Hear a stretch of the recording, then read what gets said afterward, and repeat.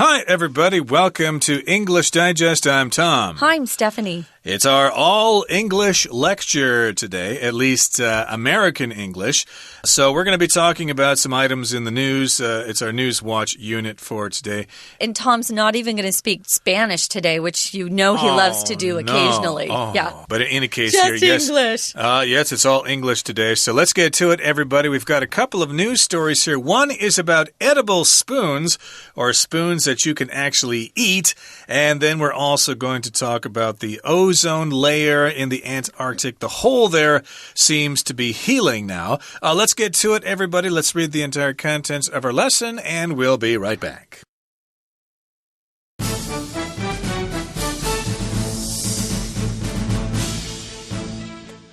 Edible spoons, a replacement for plastic utensils. Plastic waste is a thorny problem in the world today, and plastic cutlery is one of the contributors. The U.S. alone uses 40 billion plastic utensils a year. To ease this problem, an Indian company called Bakey's has come up with a creative idea of edible cutlery. The company's spoons are made from rice, wheat, and sorghum, a traditional grain from Africa. Sorghum was chosen for its toughness, meaning these spoons won't get soggy from being dipped in a bowl of soup or cereal. The utensils even come in 3 different flavors: savory, sweet, and plain. Designed to be used only once, the spoons decompose naturally after a few days if they aren't eaten with the mill. Bakey's says that this makes the spoons more environmentally friendly than regular plastic utensils, which require considerable time and resources to break down. The company is also working on developing edible forks and chopsticks. Additionally, it wants to lower the prices of its utensils so that more people will be encouraged to choose them over plastic cutlery. Bakey's hopes that the edible cutlery will prevail and greatly reduce plastic waste. Antarctic ozone hole begins healing. Scientists have recently reported that the ozone hole over Antarctica has begun to heal. They say that the hole is around 4 million square kilometers smaller than it was in 2000. That's an area roughly the size of India. In the 1980s, British scientists were the first to notice a dramatic thinning of the ozone layer 10 kilometers above Antarctica. This discovery was made a decade after it had been learned that ozone-depleting chemicals were being carried in common items such as refrigerators, spray cans, and foams. It also spurred the world into action, leading to the Montreal Protocol in 1987, which prompted people to stop using ozone-depleting substances. Almost 30 years later, not only has the hole stopped growing larger, but it has also started shrinking. Not everyone is convinced of the scientists' findings, though. Some say that the overall trend is misleading, as the year-to-year changes in the ozone hole haven't been very consistent. However, the news carries with it the potential to motivate people to do their part to tackle the world's environmental problems.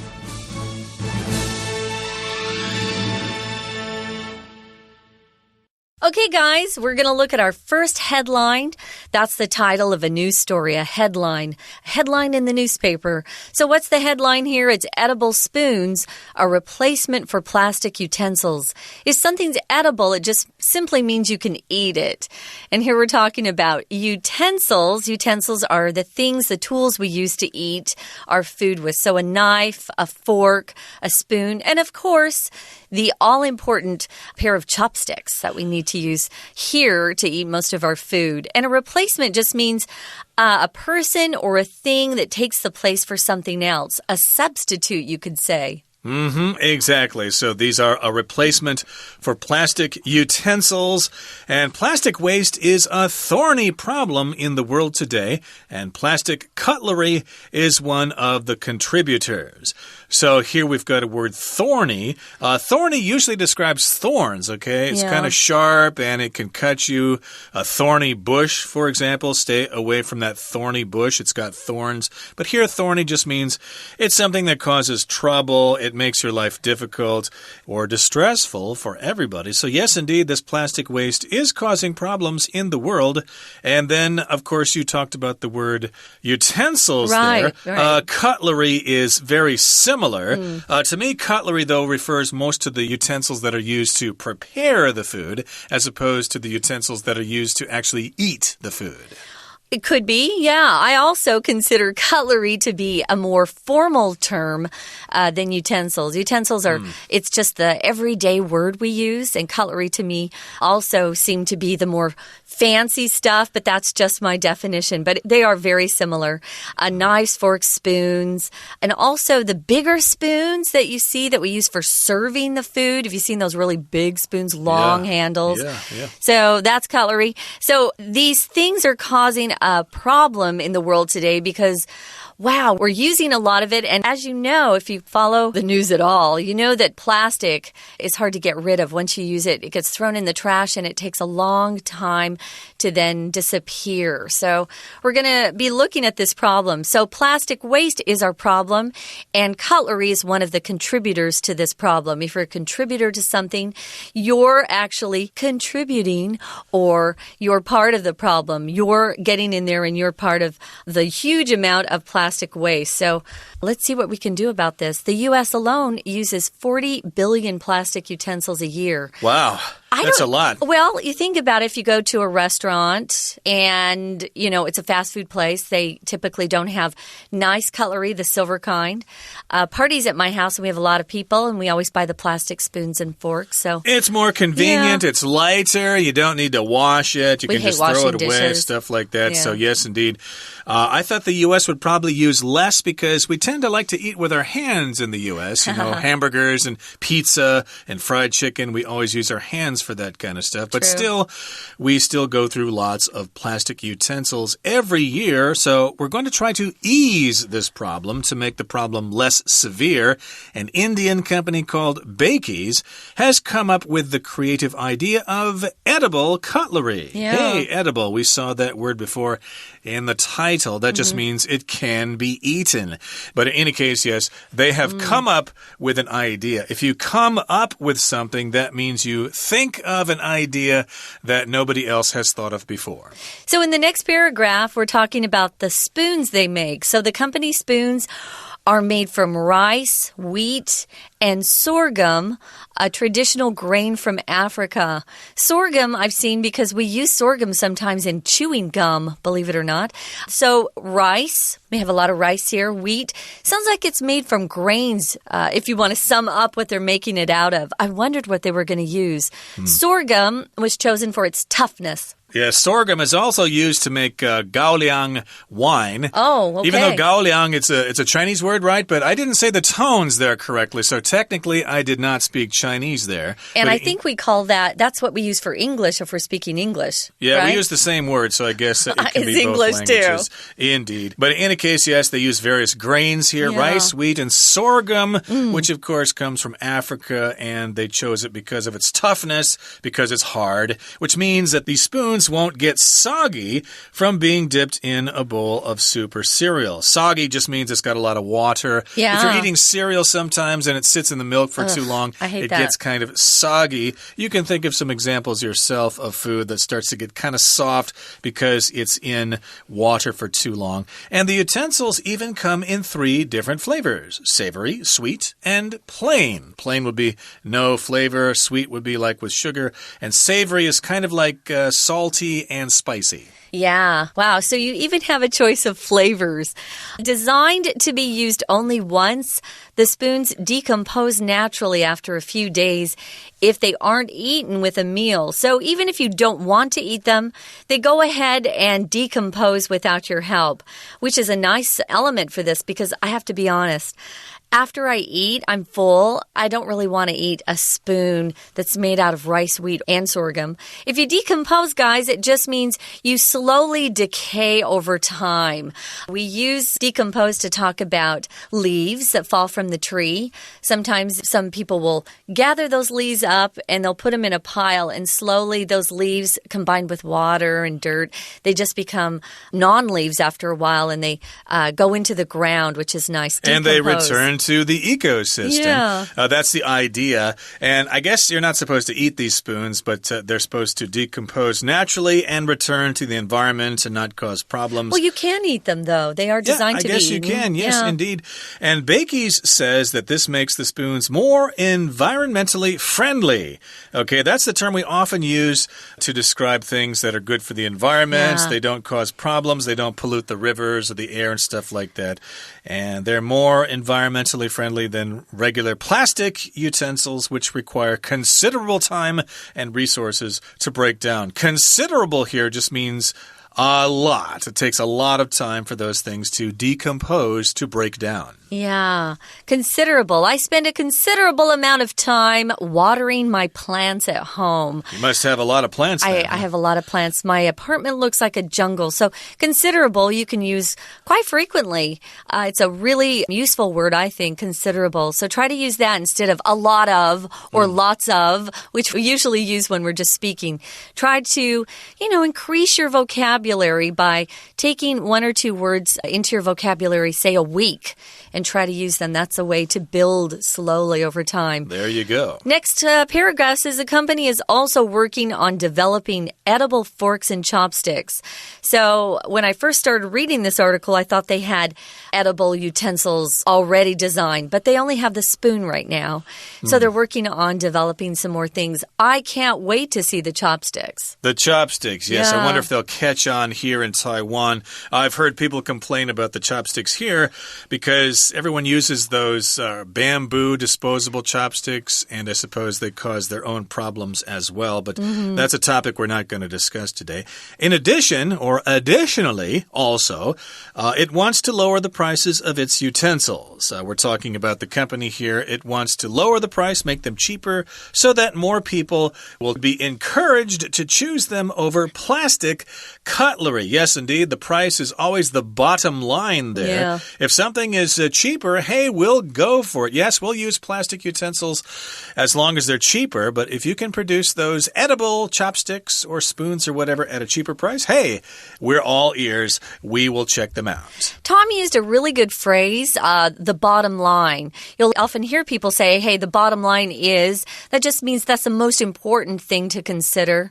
So it's always money. The bottom line is always money for most people. If we had lots and lots of money, we could, invest in a lot of environmentally friendly things. But the problem is right now, a lot of those techniques or products are more expensive. So it's hard to do. So hopefully they can lower the price on these spoons and the soon-to-be-made forks and chopsticks. That's kind of cool. And maybe even little knives. I don't know. Bakey's hopes that the edible cutlery will prevail and greatly reduce plastic waste. If you prevail, it means you come out on top, especially if it's some sort of competition or if you're the stronger thing of whatever you're comparing. You're more powerful over time, so you tend to be the winner in whatever competition you're considering. Here we're talking about plastic cutlery versus the edible cutlery, and we hope that the edible cutlery will, over time, become the winner, and more people will be buying these kinds of utensils in the future. Yep, to prevail, Taiwan's baseball team was behind 5-0 in the 9th inning, but they had a comeback and they prevailed. They won. They emerged victorious. So that brings us to the end of our first article for today. Hold on, everybody, after we take a break, because then we're going to talk about the ozone.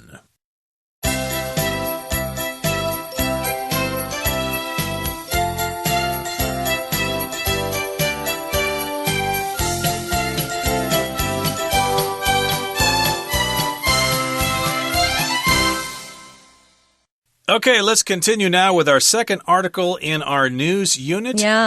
News Watch. And again, it's an all-English lecture, so you're not going to hear any words from other languages, which is kind of difficult because English actually has a lot of words from other languages. Especially French. And French and Latin and Greek and even Chinese and Japanese, those words creep into the English language. Like gung-ho. If someone's gung-ho, it means they're really anxious to get going. They're really proactive. Or people kowtow bow to other people. That's exactly. from Chinese as well. Yeah. But we'll talk about that some other time. But okay. We're going to go way down south to the bottom of the world.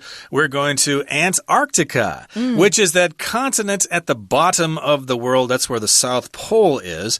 And anything that has to do with Antarctica is called Antarctic, that area of the world. If you talk about the North Pole, that's the Arctic area. But here we're down in the south part of the world. And above Antarctica is the ozone layer, which basically is a layer of gas in the atmosphere that protects us from harmful UV rays. They absorb those rays.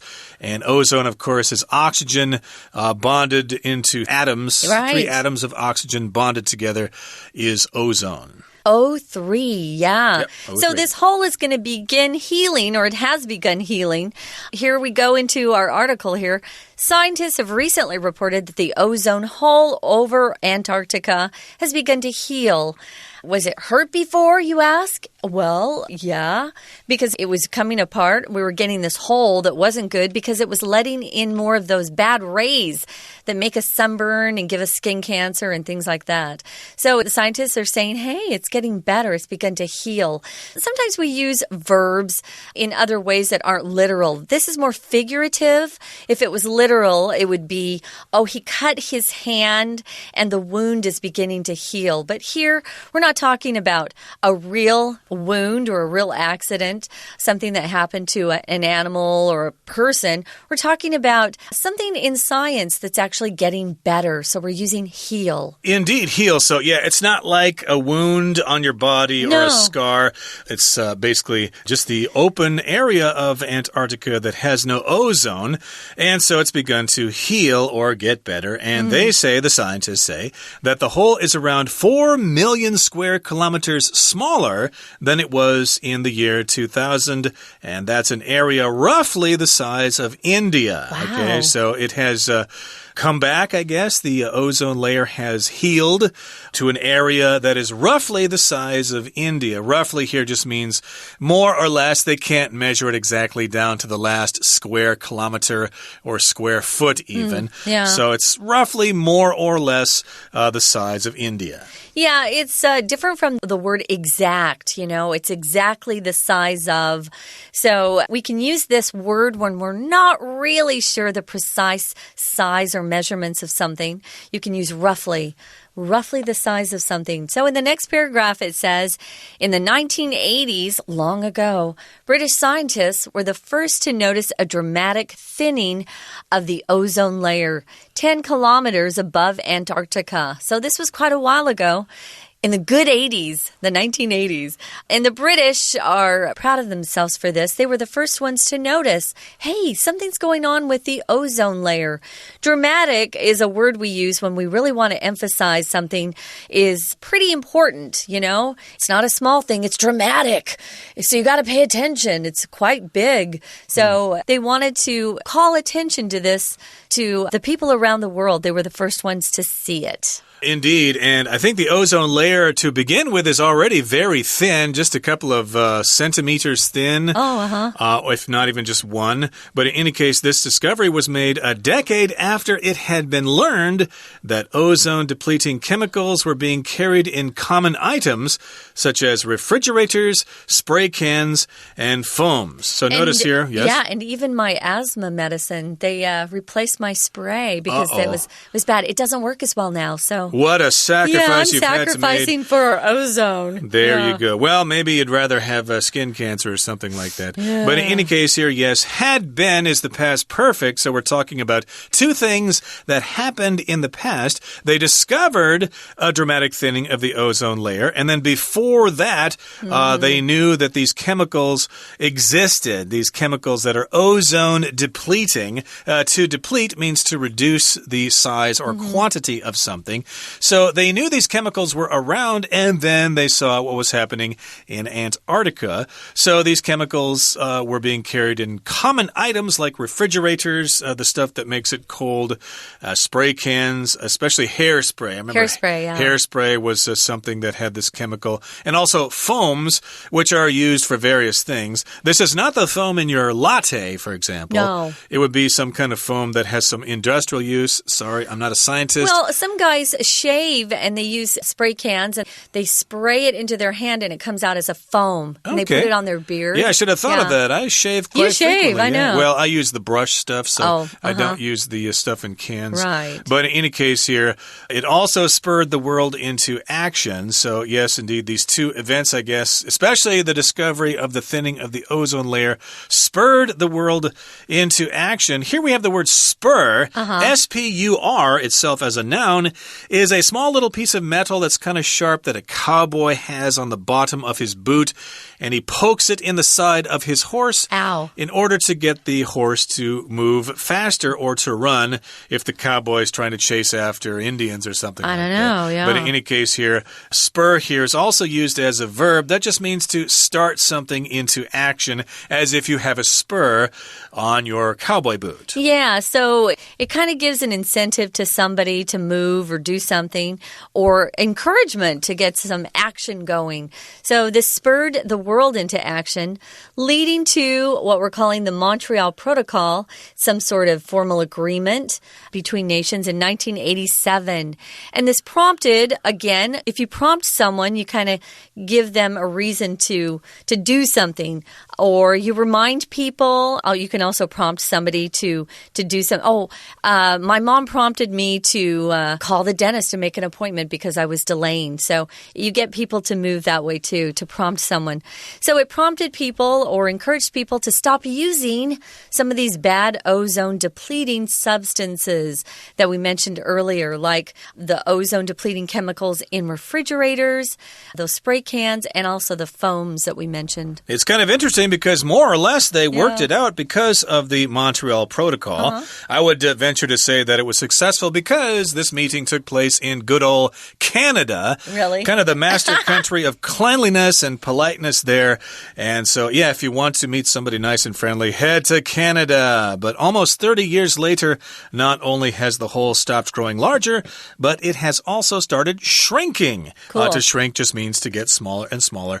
What is it if you put wool items in a dryer, it will shrink? Well, even if you wash them, you have to be careful. So that's why we dry clean some of our fabrics, because if you wash them with water, they shrink. We all know cotton shrinks, right?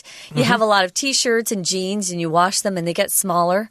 I like my jeans to shrink because when you wear them, they stretch out. Ooh. And, for girls at least, we want our jeans to fit tight.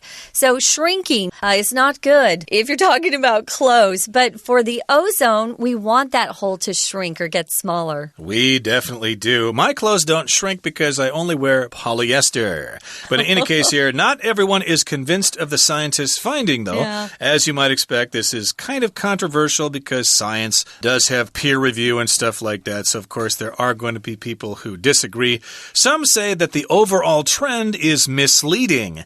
If something's misleading, that means it might make you come to the wrong conclusion about something, usually because there is not enough information. Well, you're not getting the whole story. Yes, on the surface it looks like that, but if you look further, you'll realize that, well, maybe it's not the truth after all. That's right. So as the year-to-year changes in the ozone hole haven't been very consistent, that's why this might be misleading. If something's consistent, it's pretty much the same over time. It doesn't change. It just stays the same.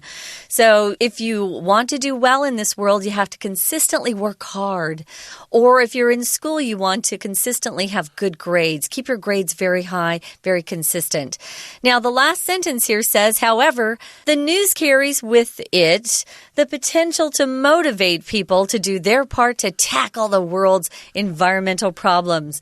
If something has potential, it means it hasn't quite reached its full growth, I guess. It's got a ways to grow, a ways to improve. We'll often hear about kids who have potential. Maybe a teacher sees a student, thinks, oh, they might be really good scientists in the future. And so she tells the parents, hey, he has potential in this, or she has potential in that. That's potential. We use that a lot. Or you're a manager. Maybe your boss thinks one day you'll be a great manager. You have potential. So this has potential to motivate people. To motivate someone gives them a reason to do something. And we all have different reasons why we're motivated. I'm motivated to work because I need to pay my bills. What motivates you, Tom? Something similar. Pay my own bills and also save up for my daughter's future education and stuff like that. So that's the motivation there. Motivation is the noun form, but motivate is the verb here. So yeah, maybe people were thinking, the environment is going down the tubes. It's being flushed down the toilet. There's nothing we can do. Who cares? We need jobs. Let's just go ahead and pollute the world. The world's coming to an end anyway, but this kind of news says, hey, actually, some things can actually achieve some results. So people might be less pessimistic and more optimistic and say, hey, maybe we can do something. We can reduce the amount of pollution. We can reduce air pollution. We can have clean energy sources. The world doesn't have to be such a despicable place after all. Keep it clean, yeah. Keep it clean. We might be able to tackle these problems. Tackle is a word that is often used in sports. In American football, it means you actually knock the guy down who has the ball. Yeah, you grab him and throw him to the ground. Exactly. Whereas in soccer, to tackle is a different meaning there. It means to actually take the ball away from the person who has it. I didn't know they use tackle in soccer. I think it's that way. It's not, I don't think it actually means to actually knock somebody down. You can't do that. You get a flag. Yeah, you'll get a yellow card or something penalty. later, maybe. Yeah. But in any case, in this particular case, tackle as a verb just means to take on this challenge, to confront the problem and to try to solve it. Okay, guys, that brings us to the end of our News Watch unit. With no Chinese having been spoken, we hope you learned a little bit more. Go back and practice some of these terms. We've got some useful words in this particular article. These two news stories are great. Right now, though, guys, we're going to say goodbye because there's no Chinese teacher to introduce. So we hope you'll join us soon. For English Digest, I'm Stephanie. And I'm Tom. Bye. 再见.